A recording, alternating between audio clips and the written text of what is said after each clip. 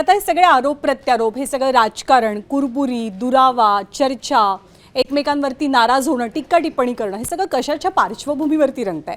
तर राज्यातल्या स्थानिक स्वराज्य संस्थांच्या निवडणुकांच्या पार्श्वभूमीवरती. या निवडणुका केव्हा होणार आहेत? उद्या मतदान पार पडणार आहे या निवडणुकांसाठी आणि प्रचार संपायला जेमतेम 3 तास शिल्लक राहिलेत. रात्री 10 वाजता या प्रचाराचा धुरळा हा पूर्णपणे शांत होणार आहे.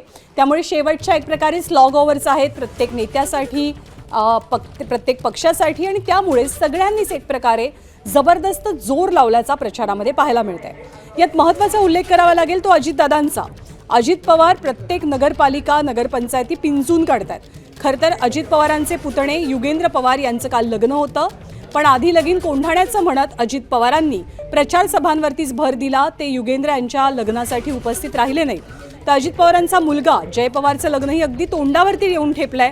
तरीही दादा मात्र प्रचारात आघाडीवर आहेत. त्याच वेळेला मुख्यमंत्री देवेंद्र फडणवीस, उपमुख्यमंत्री एकनाथ शिंदे हे सगळेजण पूर्ण ताकदीनिशी प्रचारामध्ये उतरलेत. राज्यात नगरपालिकांच्या निवडणुकांसाठी उद्या मतदान पार पडतंय, तर 3 डिसेंबरला मतमोजणी होईल.